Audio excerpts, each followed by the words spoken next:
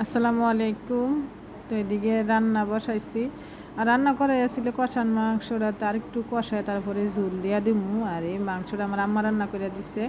আমিও কালকে এই দিন এসে মাংস রান্না করছিলাম। তো আমার হাতের রান্না থেকে আম্মার হাতের রান্না বেশি মজা লাগে আমার কাছে। আর আমি রান্না করে নিজে এত বেশি খাইতে পারি না। তো কালকে রাত্রে আইসা আমিও রান্না করছি, আর এটা আম্মা আজকে রান্না করে দিছে। তো এটার মধ্যে একটু ঝুল দিতেই হইব। কষানোর বসে আমি ঘরের কাজগুলো করে নিতেছি। ঈদের আগে তো অনেক কাজ করছি, তারপরে যে প্রতিদিন যদি সুন্দর করে ঘর দুয়ার ঝাড়ু দেওয়া হয় তাহলে বেশি আর মাকড়সা ময়লা জমে না। তা আমি ঘর ঝাড়ু দেওয়ার আগে সুন্দর করে সবরি রুম আগে ঝাড়া লইতেছি সুন্দর করে। তো ঝাড়ার পরে ঘরটা ঝাড়ু দিমু। আর আজকে তো অনেক গরম। কালকে কিন্তু ঈদের দিন এত গরম আসছিল না, আজকে সকাল থেকে অনেক রৌদ্র উঠছে, আর এমনিতে গরম বেশি লাগে।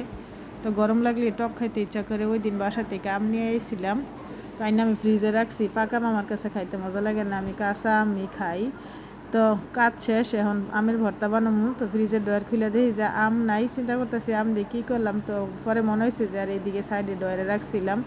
তো এই আম দিয়ে আমরা গাছের আম, আর আমরা একটা গাছের মাসাল্লাহ অনেকগুলো আম হয়েছে, প্রায় 2 উড়ার মতো আম। এত ছোটো গাছে যে এতগুলো আম, আসলে আমরা পাড়ার আগে চিন্তা করছিলাম না যে এতগুলো আম হইব মাসাল্লাহ। তো এই কাঁচা আম ভাইবা নিয়েছিলাম, তো এখানে একটা আম ফাইকা গেছে। আর ফাঁকলেও আমি লবণ মরিচ দিয়ে ভর্তা বানাই খামু। ফাঁকা আম খাইতে আমার কাছে একদম মজা লাগে না। একটা না দুইটা আমি ফাঁকছে, আর একটা নিছি কাঁচা আম। তো এখন এটি সুন্দর মতো আমি দাও দিয়ে কাইটে লই আম মেশিন দিয়ে পইলে ভর্তা বানাইলে একদম মুহি লাগে না। মুহি দিলে দিতে হয় আর গিলা লইতে হয়।